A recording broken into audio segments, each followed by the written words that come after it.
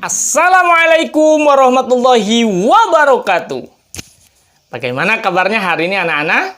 Mudah-mudahan kalian selalu dalam keadaan sehat dan tentunya selalu dalam keadaan bahagia ya. Anak-anak, berjumpa kembali dengan Pak Didi Chandra dalam video pembelajaran kali ini. Anak-anak, Didi selalu menyemangati kalian. Tentu kita tidak boleh lupa bahwa dunia ini terus mengalami perubahan dan kita tidak boleh berhenti untuk belajar. Karena ketika kita berhenti belajar, kita pasti akan digilas oleh perubahan. Oleh karena itu, kita harus selalu semangat untuk belajar ya anak-anak. Nah anak-anak, sebelum pembelajaran dimulai, Pak Dede mempersilahkan kalian untuk menyiapkan alat tulisnya terlebih dahulu. Karena tentunya ada banyak hal yang harus kalian catat ketika mengikuti video pembelajaran ini. Dan anak-anak, mari kita awali kegiatan pembelajaran hari ini dengan berdoa di dalam hati sesuai dengan agama dan kepercayaannya masing-masing. Berdoa di dalam hati dipersilahkan. Selesai. Saksikan video ini sampai selesai.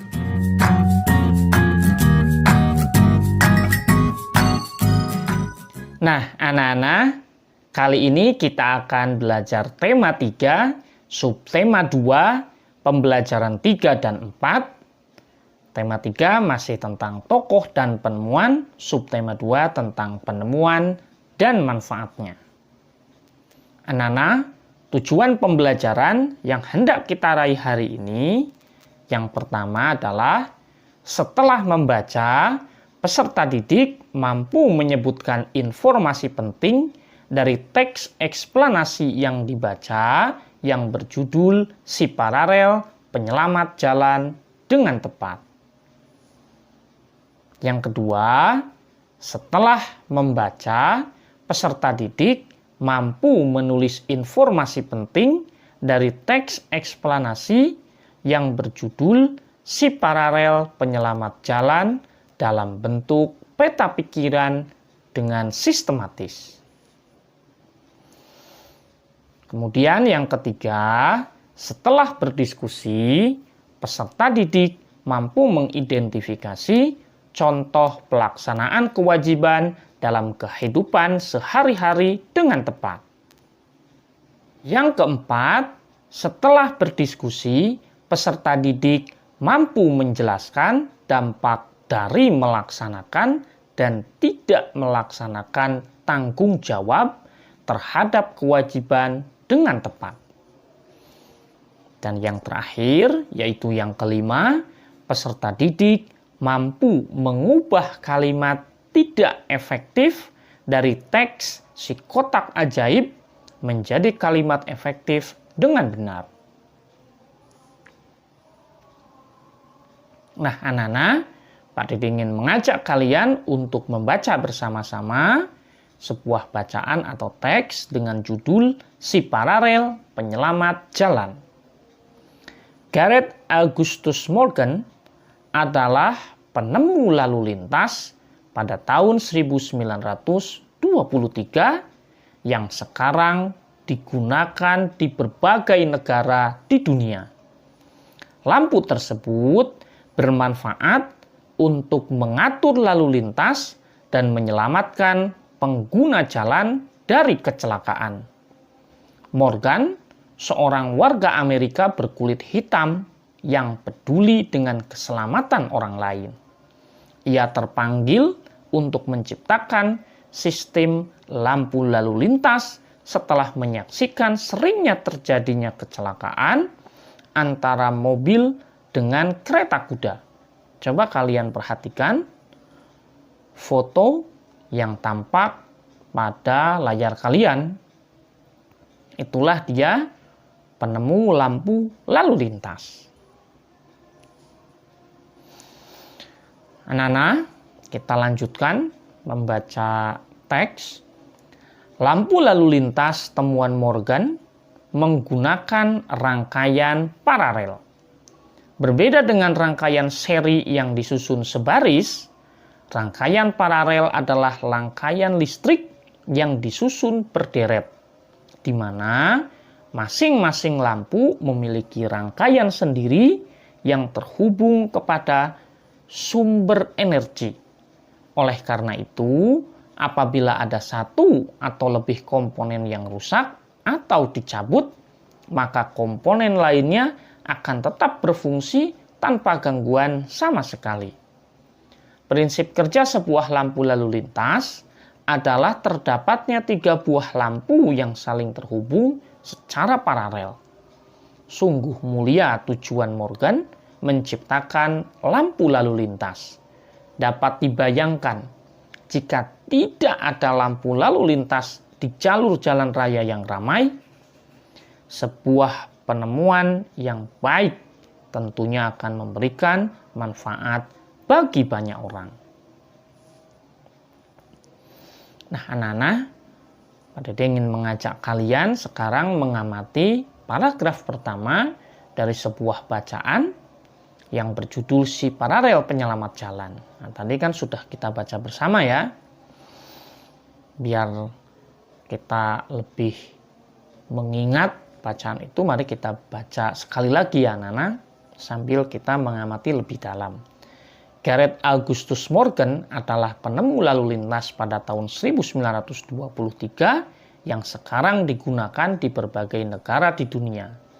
Lampu tersebut bermanfaat untuk mengatur lalu lintas dan menyelamatkan pengguna jalan dari kecelakaan. Morgan, seorang warga Amerika berkulit hitam yang peduli dengan keselamatan orang lain. Ia terpanggil untuk menciptakan sistem lalu lintas setelah menyaksikan seringnya terjadinya kecelakaan antara mobil dengan kereta kuda. Anak-anak, paragraf pertama di atas berisi pembukaan atau topik masalah, yaitu tentang penemuan lampu lalu lintas. Nah, kita masih ingat tentunya ya, bahwa ini merupakan teks eksplanasi ya anak-anak, di mana paragraf pertama yaitu berisi pembukaan atau topik masalah. Dan topik masalah atau pembukaannya adalah tentang penemuan lalu lintas. Anak-anak, mari kita lanjutkan pengamatan pada paragraf kedua. Coba kalian amati kembali dan kita baca kembali ya. Paragraf kedua ini, lampu lalu lintas temuan Morgan menggunakan rangkaian paralel. Berbeda dengan rangkaian seri yang disusun sebaris, rangkaian paralel adalah rangkaian listrik yang disusun berderet, di mana masing-masing lampu memiliki rangkaian tersendiri yang terhubung kepada sumber energi.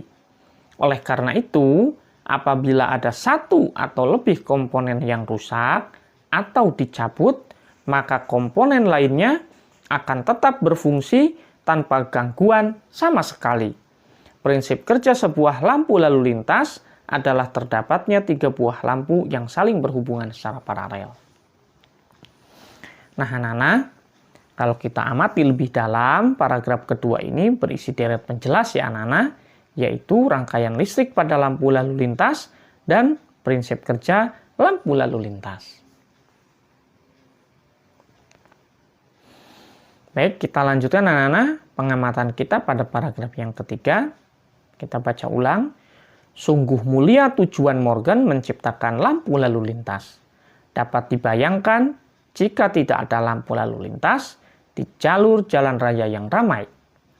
Sebuah penemuan yang baik tentunya akan memberikan manfaat bagi banyak orang.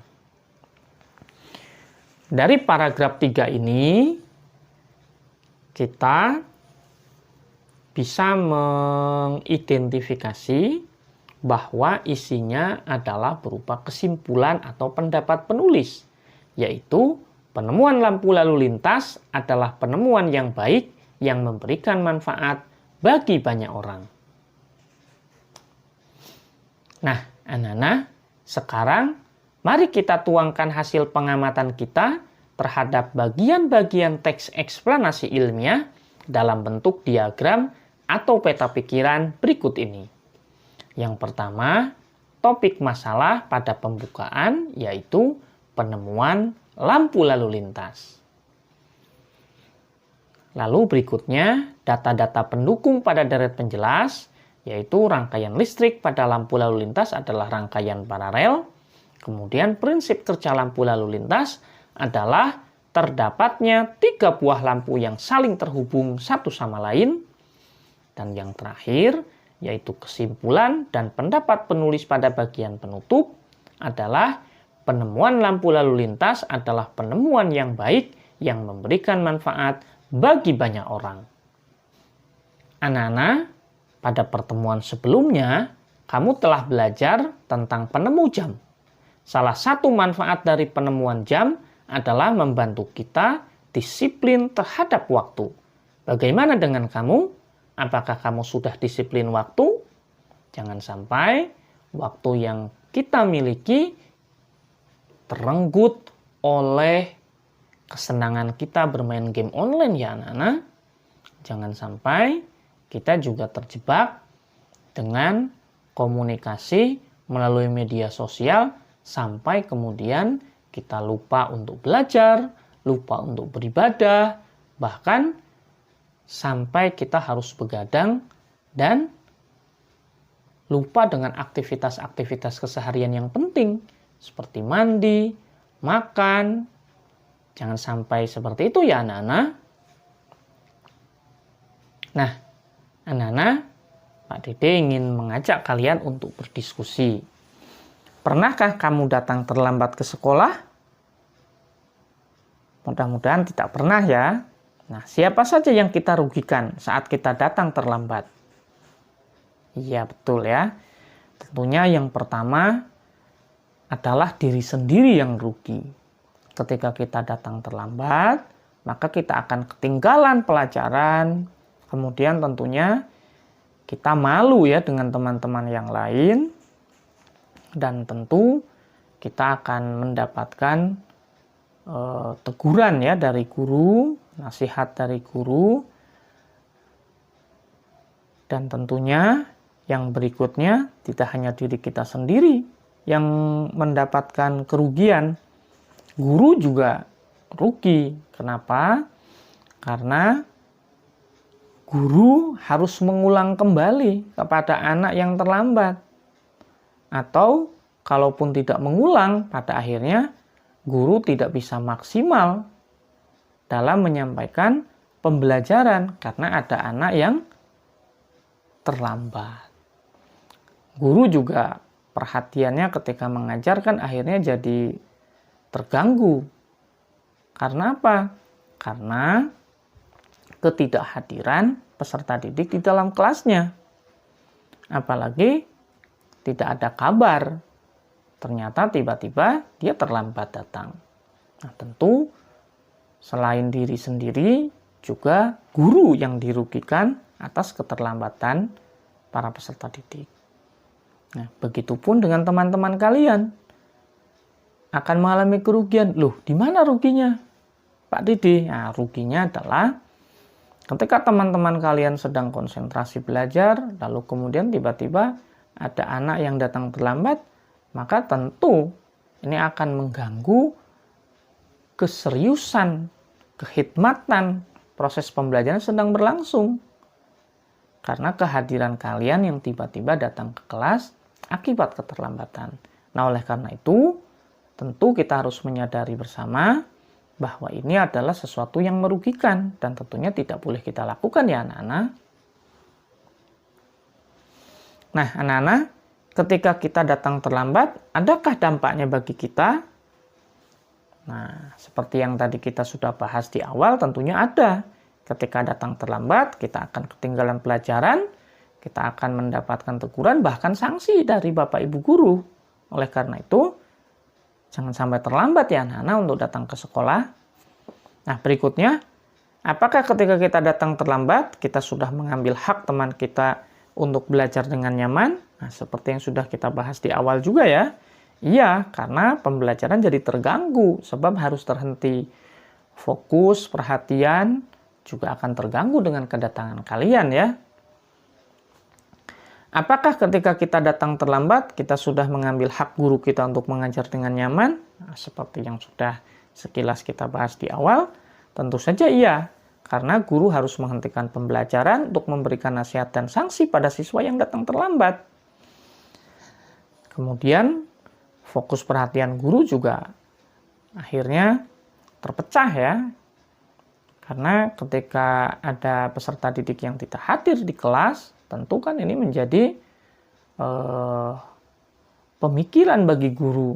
Kenapa kok tidak berangkat? Kenapa kok tidak ada informasi? Kan begitu anak-anak. Nah, apakah ketika seorang pelajar datang terlambat, ia belum melaksanakan kewajiban untuk menjadi pelajar yang disiplin? Bagaimana menurut kalian? Iya ya, tentu saja ya. Seorang pelajar yang datang terlambat itu tentu saja kita katakan dia belum melaksanakan kewajiban untuk menjadi pelajar yang disiplin. Sebab salah satu bentuk kedisiplinan pelajar adalah datang ke sekolah tepat waktu. Nah, yang terakhir anak-anak, apa yang harus kita lakukan supaya kita tidak datang terlambat ke sekolah? Iya betul. Yang pertama, tidak tidur larut malam sehingga kita bisa bangun pagi, menyiapkan semua kebutuhan yang akan dibawa ke sekolah esok harinya sebelum kita pergi tidur. Dan tentunya bersegera mempersiapkan diri untuk berangkat ke sekolah setelah bangun pagi. Nah, anak-anak, apa yang membuat kita tidur larut malam? Karena kita terlalu asik dengan mainan ya. Misalkan kita terlalu asik nonton televisi sampai akhirnya kita lupa untuk segera pergi tidur. Akhirnya sudah terlalu larut, maka kita pun susah untuk bangun pagi anak-anak. Kalau begadang terus-terusan selain aktivitas kehidupan kita menjadi kacau balau, maka kita pun susah untuk bangun pagi, kita tidak bisa menjadi anak yang disiplin, bahkan akan merusak kesehatan kita ya anak-anak. Selain kita asik nonton TV, fenomena sekarang adalah asik dengan main game online ya anak-anak. Jangan sampai kita lupa untuk tidur ya anak-anak. Jangan sampai kita juga lupa untuk belajar, beribadah, dan melakukan aktivitas-aktivitas rutin yang penting. Nah, anak-anak, datang tepat waktu ke sekolah adalah salah satu kewajiban kita sebagai pelajar ya. Ketika kita tidak melaksanakan kewajiban itu, akan membuat orang di sekitar kita menjadi tidak nyaman. Ayo, laksanakan kewajibanmu dengan tanggung jawab ya. Insya Allah ya, anak-anak ya. Nah, anak-anak, coba kalian amati gambar-gambar berikut ini. Apakah mereka sudah melaksanakan kewajibannya dengan tanggung jawab? Apa dampak dari yang mereka lakukan? Yang pertama, ini gambar apa, anak-anak? Iya betul, yang pertama adalah gambar membuang sampah sembarangan. Lalu perhatikan yang kedua. Apa yang sedang dia lakukan? Sedang belajar, tetapi dengan tidak penuh semangat ini anak-anak ya. Belajarnya ini sambil males-malesan ini, sambil tiduran. Harusnya kita belajar itu penuh dengan semangat. Coba kalian perhatikan yang ketiga. Nah, ini baru ya, mereka sedang menggambar bersama, tetapi dengan penuh antusias, dengan penuh semangat, dengan penuh kegembiraan. Nah, sekarang kita bahas satu persatu ya anak-anak. Gambar yang pertama yaitu membuang sampah sembarangan. Pada gambar satu itu, apa kewajiban kita sebagai pelajar anak-anak? Nah, tentu membuang sampah pada tempatnya ya. Kemudian apakah mereka sudah melaksanakan kewajiban sebagai pelajar? Sebagaimana nomor satu, apakah sudah melaksanakan kewajiban sebagai pelajar? Tentunya belum anak-anak. Karena dari pertanyaan awal kita tahu bahwa kewajiban kita sebagai pelajar adalah membuang sampah pada tempatnya. Sementara gambar pada nomor 1 itu membuang sampah sembarangan ya anak-anak. Tentu saja kita bisa mengatakan bahwa gambar nomor 1 itu belum melaksanakan kewajiban sebagai pelajar. Nah anak-anak, apa dampak bagi diri sendiri kalau buang sampah sembarangan? Nah tentu menjadi orang yang tidak dapat menjaga kebersihan lingkungan. Nah kemudian apa dampak dari tindakan yang mereka lakukan bagi lingkungan? Nah gara-gara buang sampah sembarangan, mungkin seperti sepele ya anak-anak, hanya 1 bungkus permen atau 1 bungkus ciki, 1 bungkus makanan, seperti tampak sepele. Tapi anak-anak jangan berpikir sepelenya. Bayangkan kalau itu dilakukan oleh ribuan orang, buang sampah sembarangan, maka tentu akan menjadi sampah yang menumpuk. Dan dampaknya apa? Bisa menyebabkan banjir, sampah bisa jadi sumber penyakit, dan tentunya merusak pemandangan ya anak-anak. Nah kemudian, apa dampak dari tindakan yang mereka lakukan bagi orang lain? Apakah berdampak juga bagi orang lain? Tentu saja anak-anak, yaitu mengganggu kenyamanan orang lain. Nah, mari sekarang kita lanjutkan ke gambar yang kedua. Apa kewajiban kita sebagai pelajar anak-anak? Belajar dengan sungguh-sungguh, belajar dengan penuh semangat. Nah, apakah gambar nomor 2 ini sudah menunjukkan belajar dengan sungguh-sungguh, dengan penuh semangat? Tentu tidak ya anak-anak. Nah, kita lanjut ke pertanyaan yang kedua. Apakah mereka sudah melaksanakan kewajiban sebagai pelajar? Tentu saja bisa kita katakan belum. Karena gambar nomor 2 ini menunjukkan belajar tidak dengan sungguh-sungguh. Belajar tidak dengan penuh semangat, tetapi belajar dengan malas-malasan ya anak-anak. Mudah-mudahan kalian tidak seperti pada gambar nomor 2 ya. Kita lanjutkan pertanyaan yang ketiga. Apa dampak bagi diri sendiri? Apa dampaknya kalau kita belajar tidak sungguh-sungguh, tidak dengan penuh semangat, tapi dengan malas-malasan? Nah, tentu kita tidak akan mendapatkan ilmu pengetahuan anak-anak. Apa yang kita pelajari menjadi sia-sia. Kita hanya menghabiskan waktu saja, tanpa kita mendapatkan manfaat dari ilmu yang kita pelajari tentunya. Nah, apakah ada dampak dari tindakan seperti itu bagi lingkungan? Nah, tentu saja ketika aktivitas belajar dengan tidak sungguh-sungguh atau malas-malasan itu kita lakukan di kelas, tentu aktivitas belajar menjadi terganggu. Karena kemalasan itu menular ya anak-anak. Bukannya kita memberikan dampak yang positif ketika kita malas-malasan, justru itu akan mengganggu aktivitas belajar. Nah tentunya pertanyaan yang keempat, apa dampak dari tindakan yang mereka lakukan bagi orang lain? Teman-teman kita pun akan menjadi terganggu ya. Nah, mari kita lanjutkan dengan gambar yang ketiga, anak-anak. Apa kewajiban kita sebagai pelajar? Jawabannya adalah mengerjakan tugas kelompok. Ini karena menggambar bersama-sama, ini bisa kita simpulkan ini adalah tugas kelompok ya anak-anak. Nah, apakah mereka sudah melaksanakan kewajiban sebagai pelajar? Jelas sudah, ya karena mereka belajar bekerja kelompok, penuh semangat, penuh antusias, dan penuh tanggung jawab mereka melakukannya. Apa dampak bagi diri sendiri jika kita mengerjakan tugas kelompok dengan penuh semangat, dengan penuh tanggung jawab? Tentunya tugas akan selesai tepat waktu ya anak-anak. Kemudian yang keempat, apa dampak dari tindakan yang mereka lakukan bagi lingkungan? Tentunya terjalin hubungan yang baik antar teman.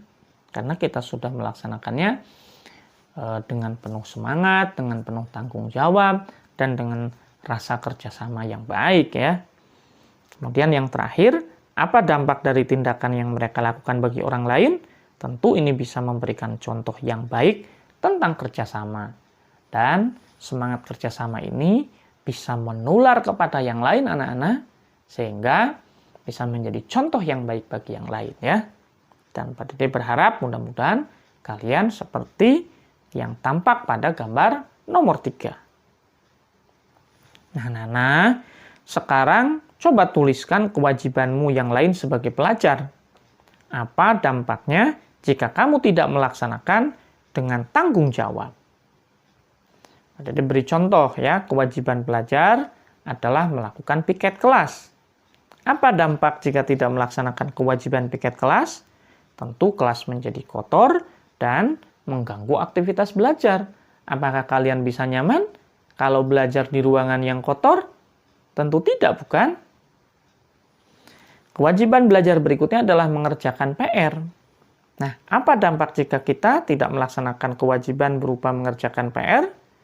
Tentu tugas-tugas kita tidak bisa selesai. Kalau tugas-tugas tidak selesai, tidak dikumpulkan, tentu saja kalian tidak akan mendapatkan nilai. Nah, tentu kalian yang rugi sendiri. Kewajiban pelajar berikutnya adalah datang ke sekolah tepat waktu. Apa dampak jika tidak melaksanakan kewajiban berupa datang ke sekolah tepat waktu? Tentu saja kita menjadi orang yang tidak disiplin, ketinggalan pelajaran, sehingga ilmu yang kita peroleh pun tidak maksimal ya anak-anak, selain juga bisa mengganggu orang lain dan kenyamanan belajar di kelas. Nah, kewajiban pelajar berikutnya adalah mengumpulkan tugas tepat waktu. Nah, kalau semakin ditunda, semakin menyusul, nanti lama-lama tugas menjadi bertambah banyak dan tentu itu akan sangat sulit untuk bisa diselesaikan anak-anak karena terasa sangat banyak dan menjadi beban yang berat bagi kita. Oleh karena itu anak-anak, kalian harus melaksanakan kewajiban dengan penuh tanggung jawab ya, agar kita bisa melaksanakannya dengan baik. Nah, anak-anak melaksanakan kewajiban sebagai pelajar akan membantu kita mengikuti kegiatan belajar dengan baik. Anak-anak, pada pembelajaran 1, kamu telah membaca teks tentang si kotak ajaib. Kamu telah menemukan kalimat tidak efektif pada teks tersebut. Apakah kalian masih ingat tentang si kotak ajaib? Tentunya masih ingat ya. Nah, anak-anak, apa sih kalimat efektif itu? Nah, kalimat efektif adalah kalimat yang mengungkapkan gagasan itu secara efektif ya, sehingga mudah dipahami. Nah, ciri-ciri kalimat efektif, yang pertama hemat ya, tidak menuliskan kata yang bermakna sama. Contohnya, para tamu-tamu duduk di kursi. Nah, tamu-tamu itu kan menunjukkan sudah lebih dari satu atau banyak tamunya. Menggunakan kata para juga itu menunjukkan lebih dari satu. Nah, mestinya kita memilih salah satu. Kalau kita mau menggunakan kata para, harusnya para tamu duduk di kursi. Atau tamu-tamu duduk di kursi. Begitu ya. Jadi, kalau kita perhatikan kata para ya, makna para seperti yang tadi Pak Dede sampaikan tuh menunjukkan banyak ya, lebih dari satu. Nah, tamu-tamu juga menunjukkan banyak lebih dari satu. Maka harusnya seperti yang tadi Pak Dede contohkan, kita bisa menghilangkan salah satu. Nah, kalimat efektifnya tamu-tamu duduk di kursi atau para tamu duduk di kursi. Gitu ya Nana ya. Baik, sekarang ubahlah kalimat tidak efektif yang kamu temukan pada teks si kotak ajaib menjadi kalimat efektif. Pak Dede dan kalian tentunya sudah menemukan ya kalimat itu, yaitu penemu yang pada kesempatan itu untuk pertama kalinya. Nah, itu kalimat itu tidak efektif anak-anak. Kalimat efektifnya apa?